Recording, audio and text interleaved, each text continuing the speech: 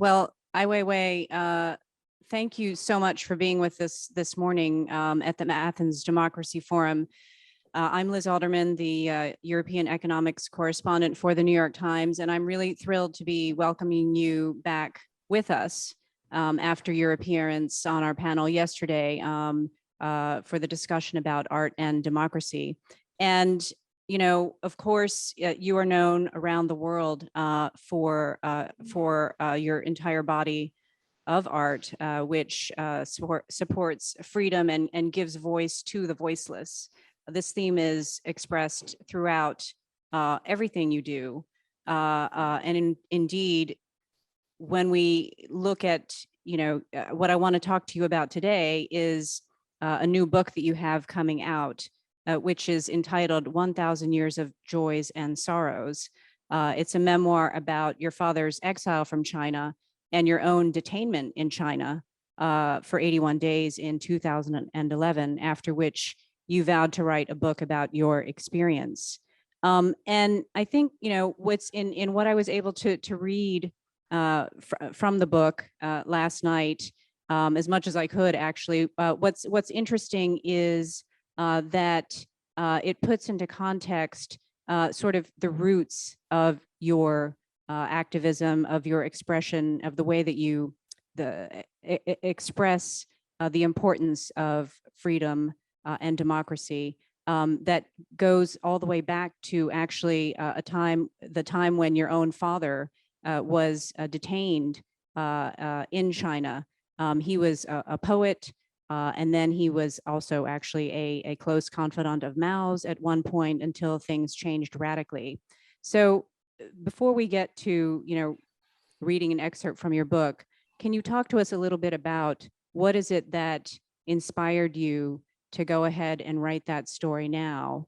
From when you were in detention, you began to think more deeply about your own father and went back and retraced a lot of the poetry that had written that then inspired you to write this book. Talk to us about, you know, what was going through your mind and why you decided to do that. Thank you. It's very nice to be with you. You can hear me, right? Yes. I decided to do this book when I was in detention. So in detention, most of the time after sitting there, you cannot have any movement. So I start to memorize whatever happened to me. You know, why I become a detainee in that kind of condition. So I start with my father, because my memory can reach the first is about my father. Then I realize I know very little about him. And even we spent years together, you know, in his exile. I grew up with him. The year I was born, he was exiled. That exile takes about 20 years. So, and I don't know when I can even come out. And they said I have to serve about 13 years in prison. So I made up my mind that if one day I can come out, I would write down whatever I have, the memory about my father and my own, you know, whatever happens to me. So that is about 99 years between my father's birthday and my son's birthday. And that 99 years reflects China's contemporary history. The two generations of poet and artist have been going through the whole struggle of China under the communist control. So I try to be as solid, as factual as possible. So, it takes about 10 years to finish the book. And what is it that you said that in the writing of this book that for a while there you had not really forgotten the memory of your father, of course, but had not really, you realized in detention that you had not really thought so much during your life about the struggles that he went through when he was initially taken away, and you yourself went with him to a detention camp on the edge of the desert to be re-educated. In your book, the book actually, opens with this scene from the camp where your father is being subjected to various sorts of humiliations, who is asked to sort of recant in some ways his own background as an elite poet and artist, and how that made an impression on you. And obviously this is an impression that then subsequently formed your own work as an artist. Can you talk a little bit about how, give us some detail of what perhaps your most searing memory was from that time when you were in exile with him, and what it is that then carried you that you personally carried forward with you as an inspiration for your own art? I gradually realized, I think much later, I'm a very slow person, and gradually I realized how important the memory and the early childhood experience would affect me. And, I think basically we don't know who we are if we don't really deeply searching about, our childhood experience or environment. But as in China, the whole society is uniform formed. You don't have another condition, so you cannot even figure out how things went wrong and so badly. So everybody is in the same situation. When my father was punished, of course, he's severely punished, but many others also been punished. And that's like a national movement. But as we can see in every culture, not just in communist, but there's always some kind of mainstreams. And in that mainstreams, people feels maybe normal, and but it's not that noble if you from another angle, another culture, and another even culture background. So when I grew up, I feel pretty normal. Yes, my father is punished, and the whole family is under humiliation, but still, it's like a raining day. Everybody get wet. But till very late, I went to United States. I in very different society. Then I went back to China after 12 years in the United States. Then that's China become another society. It's completely new society. Then, after those back and forth, gradually, it forced me into some kind of judgment and conclusion about what is really going on, not only China, but also globally. And, this is very, very natural process. And you talk about, indeed, as you just mentioned, coming back from the United States and finding that China was a different society, but also in some ways it was perhaps not necessarily so different than the period that you describe in the book, where you talk about how memory was often sort of replaced by the state in terms of a message that was constantly beaten into everybody's minds. I mean, what is different today? The difference today is China become a number 2 superpower, and they probably will reach the number 1. that is unthinkable. And but at the same time, China never made any change in its political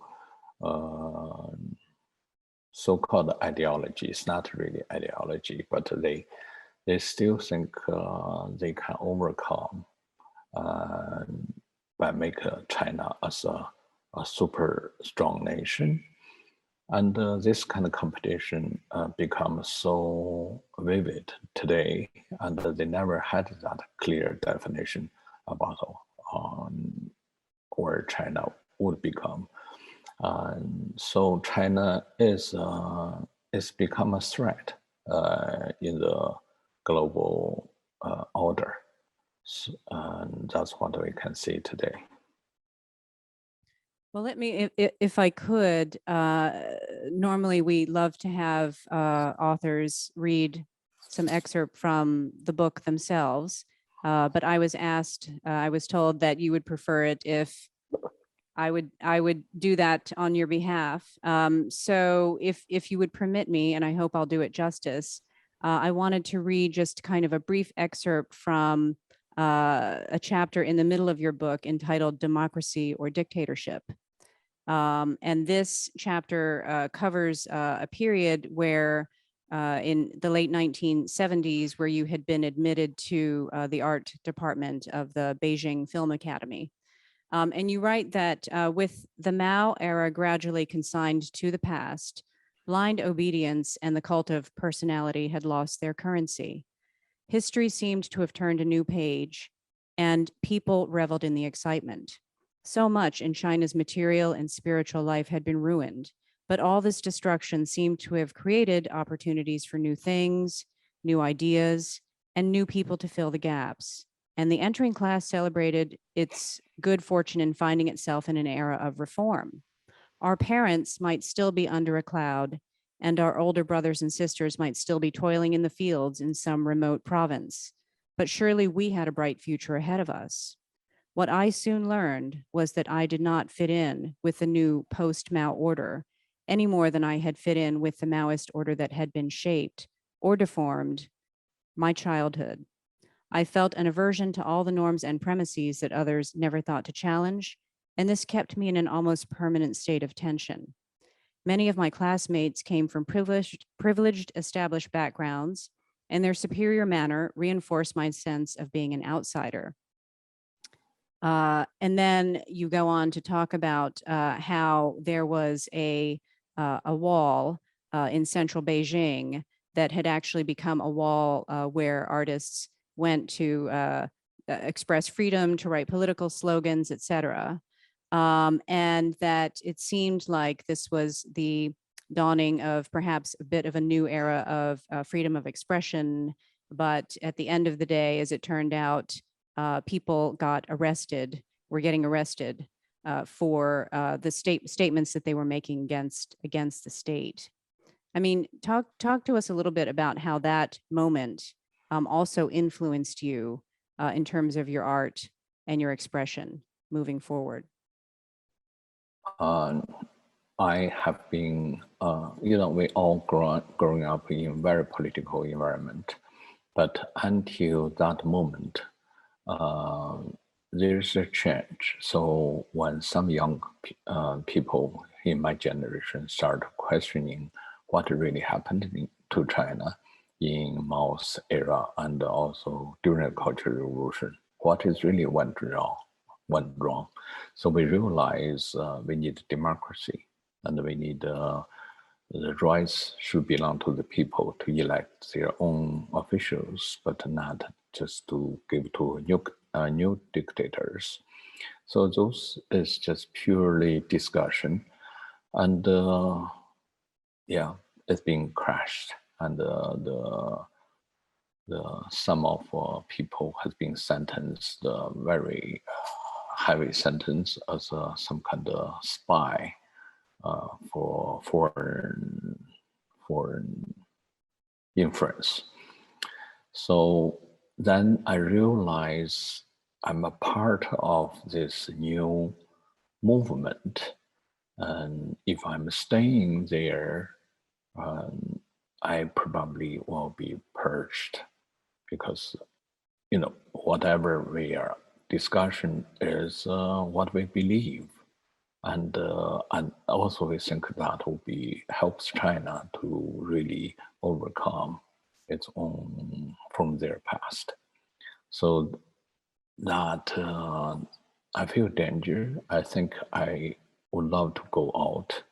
So as a result, I was like self-supported students went to United States.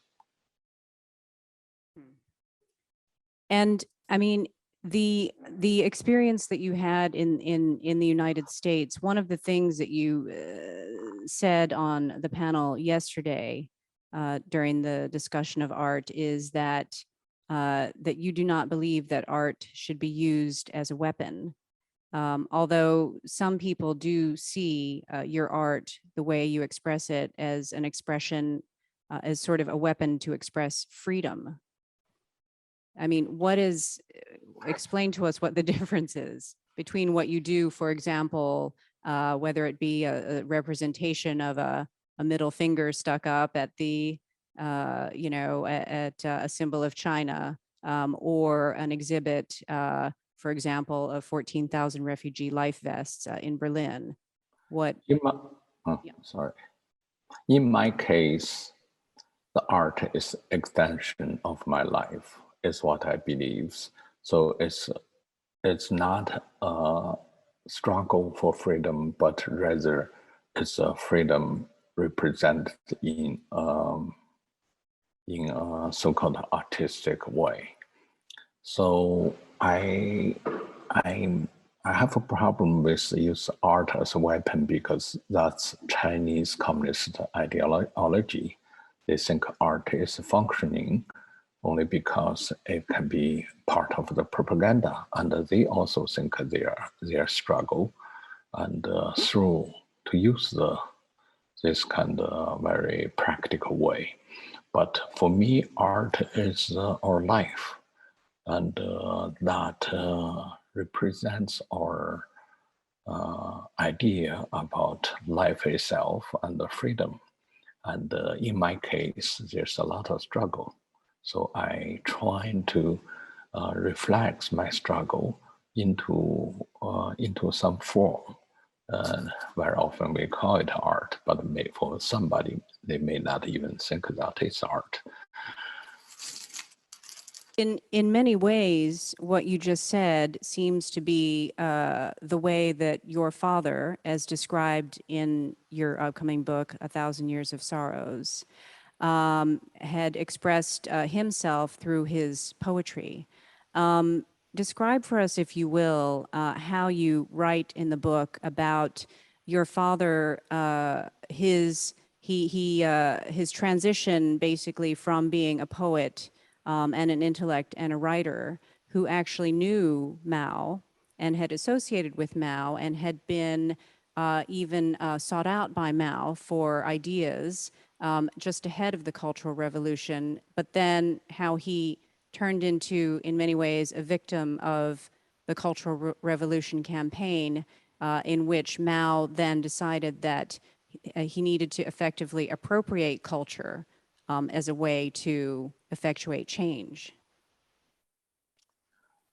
Well, China in past century has been going through dramatic political struggles. The Communist Party just reached their 100 years of celebration of its establishment. And in these 100 years, probably there's about 60 to 100 political movement. Every movement is about how to clean itself and how to purge the people inside the party who has different ideas. And I think for this kind of political party, this is a very daily practice. It's not only China, but also Soviet Union. They purged a lot of intellectuals or their own people, or the one they used to fight together. That has become some kind of some kind of nature of this kind of dictatorship, because they cannot trust anybody. They don't have a system they can rely on. They don't have a rule of law, but really decide by individual decisions. So it's not unique, my father's situation. There's millions of people being purged, and my father happened to be one of the representative of the writers and the poets. And also there's millions of people who's not going to write a memo, and that is the reason it forced me and gave me some kind of responsibility to write down what is really happened. You write in the book, there's a passage in the book that also brings to mind how in some ways, how little things have changed. You make a reference to Donald Trump's tweets as being reminiscent to you of this period where the party, again, during the time of the incarceration of your father, would every day, every morning, there would be a new statement, basically, from the leaders that would be repeated to people in the reform camps that people had to memorize, and that people were told to have that sort of sink in as their memory. And you liken that in some ways to Trump's unfiltered tweets. I mean, talk to us about the parallels that you see there. I can see in the history, any dictators or some characters of the dictator, is they really always want to talk to the mass, the popular, popular people, because they are uneducated and they are very easy to play with, and they can be brainwashed because they really look at those leaders in very admirable or respect. So they always want trying to escape the system. Donald Trump did, Chairman Mao also did. He tried to break down his own system because he feel he's being tied or being restrained by the system. It could be bureaucracy or could be rule of law. So they make the same kind of effort, just directly talk to their mass and trying to generate their own interests. That's the similarity. Yeah, the more things change, the more they stay the same. We do have time for questions. If anybody has one, please put your hand up and we'll pass you the microphone. But no, you didn't have a question. Okay, so if we could continue to, but get your questions ready if you do have them, if we could continue to talk about other parts of your book. You then go on to describe the importance that you place also on giving a voice to the voiceless, and how that is also rooted in this experience with your father.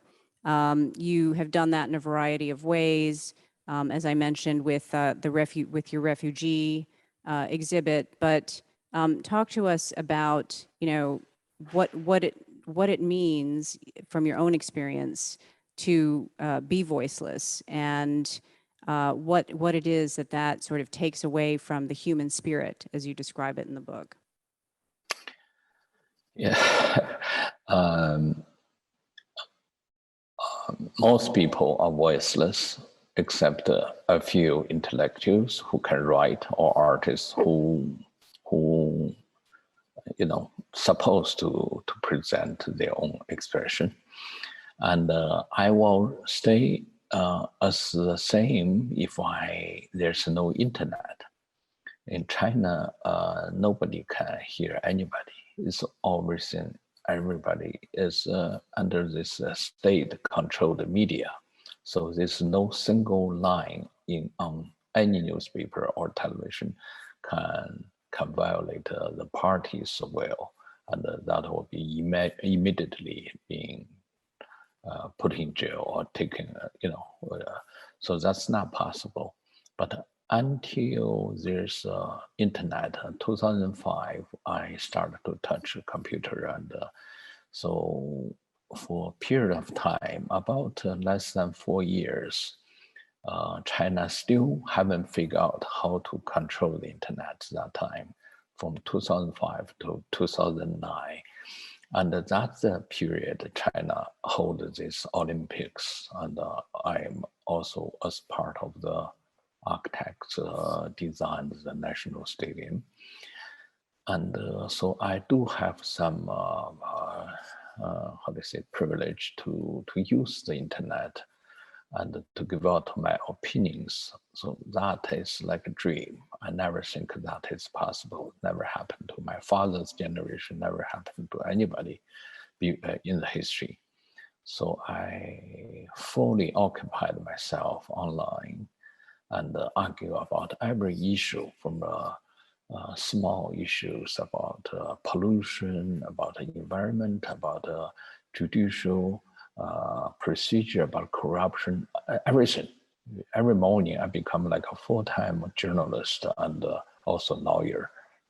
And under that kind of condition, I become today, like today. I forget I was an artist. I spent very little time to maybe 5 to 10% to dealing with the exhibition past venues, because a lot of invitation.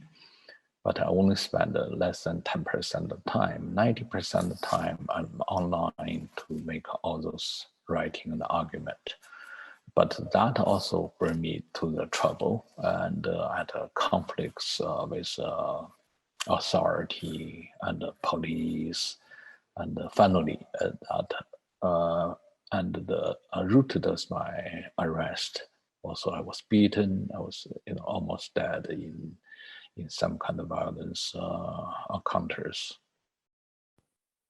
And the type of repression and suppression that you are talking about, that you yourself experienced, obviously continues to go on in China today.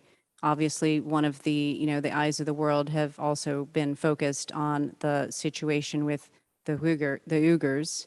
And talk to us about what your own personal feelings and, and concerns about what is happening there.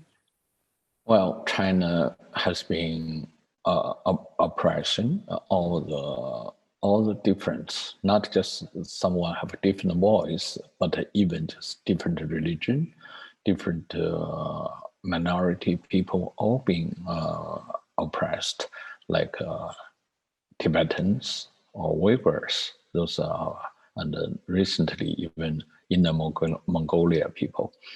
And the way they are doing it is to change their language, of course, destroy their religion, and trying to make them become a new person, brainwash them, re-education camp. And this makes them lose their own identity. So this is a very normal practice in China for past 70 years after they had this new China, the nation. They never really stopped. Using the tool of having somebody lose their identity and try to replace that identity as a tool of repression. Let's take a question from the audience. Hello, thank you for joining us. My name is John Alexander. I just wanted to ask you, we've been talking a little bit about optimism and pessimism and hope and the appropriate attitude to the world today. Alif Shafak was with us before talking about the need to come from a degree of pessimism or to face the reality that we have, but to try and construct that into something positive. Where are optimism and pessimism and hope in your view of the world? Where do you believe that there's a relative importance? I think that's often being asked. I think the bottom line is, as an individual, we don't think about the global situation or political situation, but to think about yourself. You have one life, and the life is given by mysterious, unthinkable miracle. And then you have individual days. So my answer would be, first, you should appreciate you have a life, and you still can exercise your rights and express your emotions and your moral judgment. And if you do think those are possible, you have to be positive, because we cannot really understand what is the meaning of life, and also how long we're going to stay as an individual or as a human society.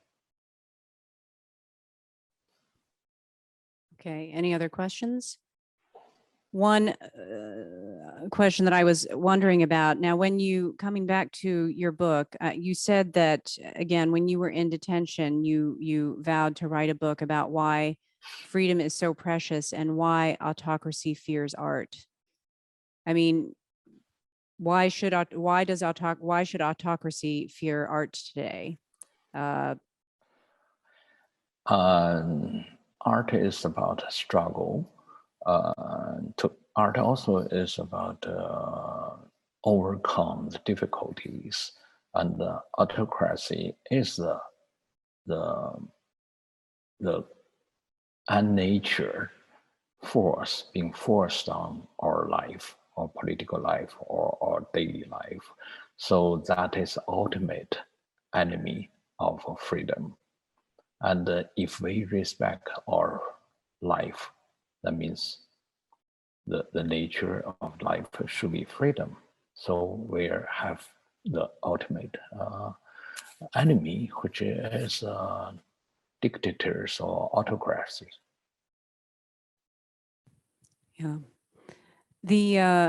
You had also said in writing this book that you wanted to leave a better understanding for your son of everything that you had gone through, and of the history that you just described. How has your son reacted to this? And tell us a little bit about sort of the type of life that he is able to lead as compared to the one that you and your father have led.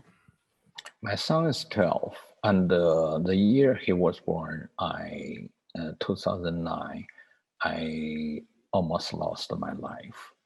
I feel terribly sorry for him if I lost my life.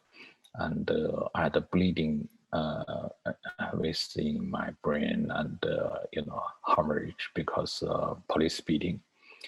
And to lose my life is not, I'm not afraid that, but I feel deeply sorry if I have a son and he doesn't have a father. So that's why it's a reason I read this book for him. But I'm not even think he would really understand, because the history changed. He now is in Cambridge High School, and his life is completely different. So the environment and this is the vocabulary and language, and he's growing up in very different environment. So I just want to leave my record for him or for young generation. If they want to look back, here's some kind of reference. Great. Well, yes, let's take a couple more questions from the audience.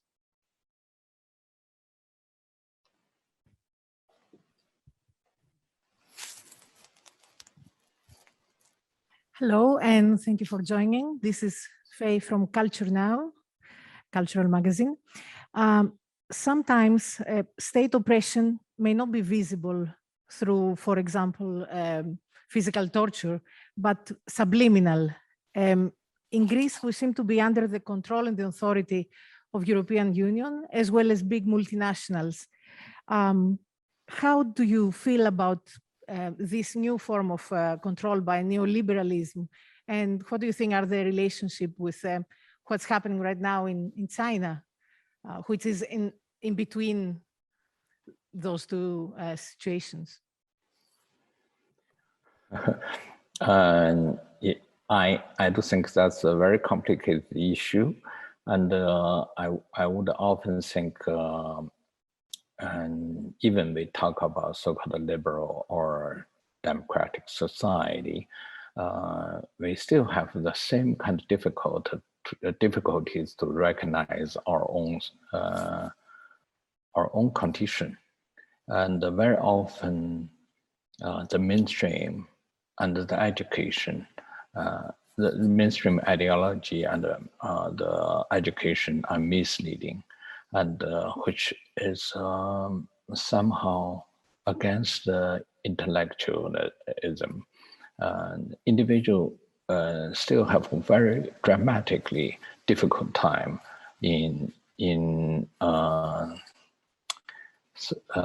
so-called modern society. And that's why we think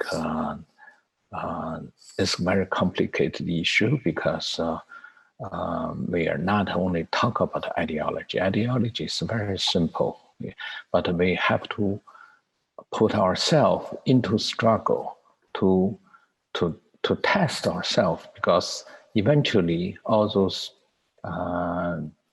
values have to reflect in the personal struggle. Okay, thank you. Did you have a question? Yeah.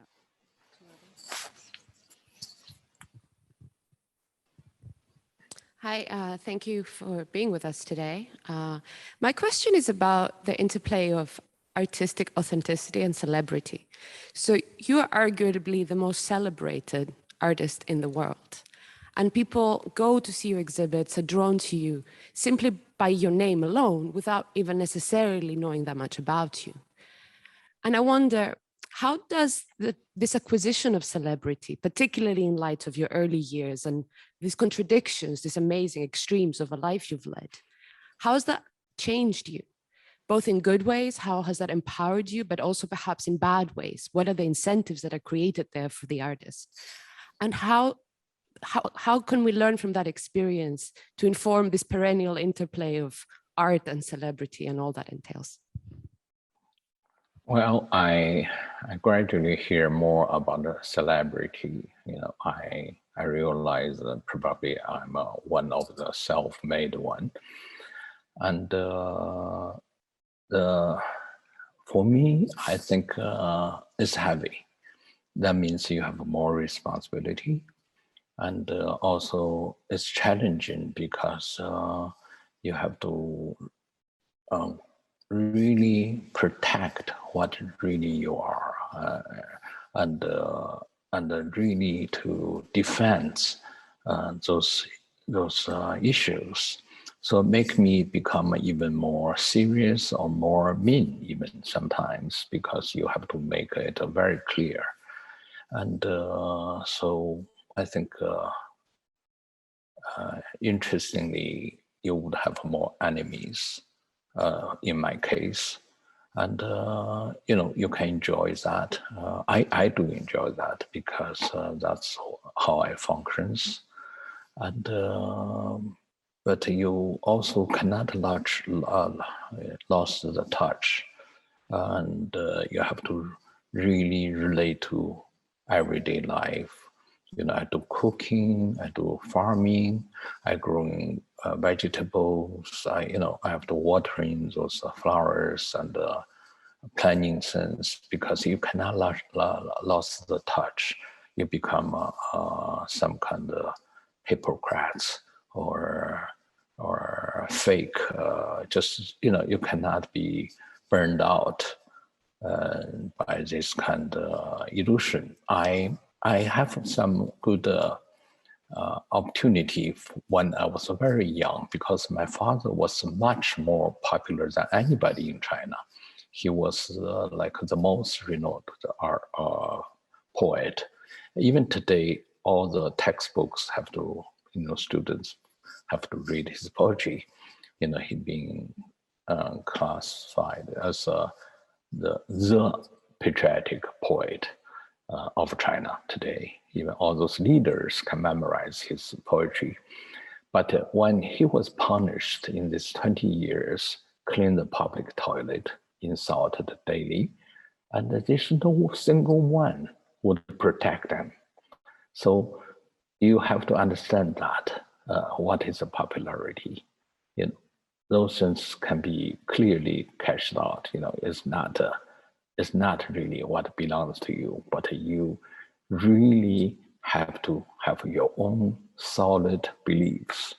That would help you going through the most difficult time. Very well said. Another question here.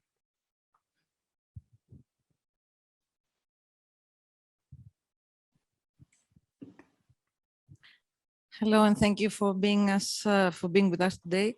Throughout the history, different cultures dominated the world. The Greeks, the Romans, the Portuguese, Spanish, British, Americans, and now there are some historians that believe that the Chinese culture will be the dominant culture in the future. So how that makes you feel? First, we talk about Chinese influence, but not Chinese culture. China doesn't really recognize its own culture. China have a very rich culture, very different from the West. The name you list of dominations on your list, China have its own unique understanding about human relations with nature from 3,000 years ago. They have a clear answer about what this human relations to the nature should be.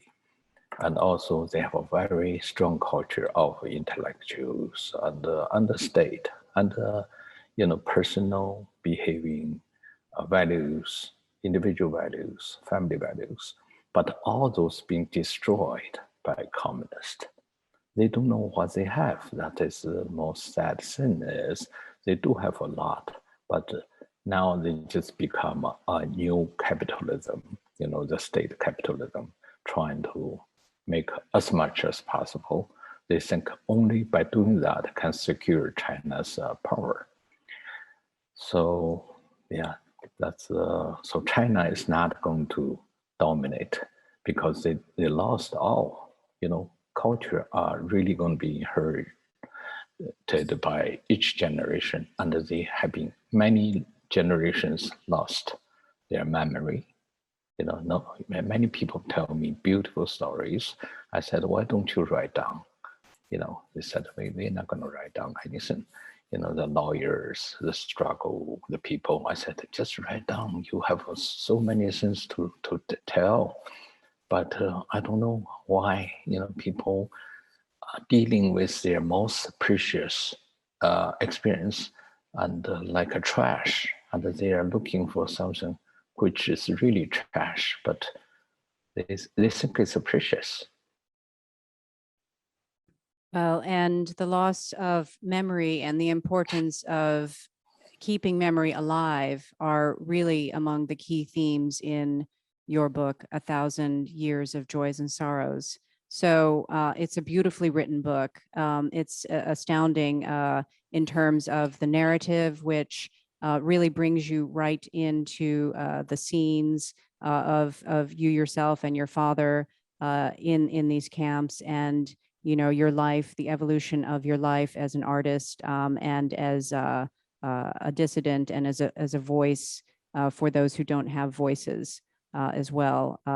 So thank you very much for being with us today and for sharing. And we will look forward to the publication of your book when it comes out in November. Thank you, Ai Weiwei. Thank you so much. It's so nice to be with you. Thank you.